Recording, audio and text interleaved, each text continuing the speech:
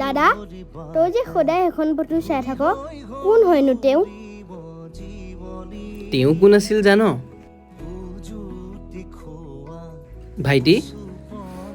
তেওঁ এজন এনেকুৱা শিল্পী আছিল যাক আমাৰ গোটেই অসমে ভগৱান বুলি মানিছিল আৰু তেওঁ এজন এনেকুৱা মহান শিল্পী আছিল যোনে প্ৰগ্ৰেম কৰি ঘৰ পোৱালে তেওঁৰ পকেটত 1 টকাও নাথাকিছিল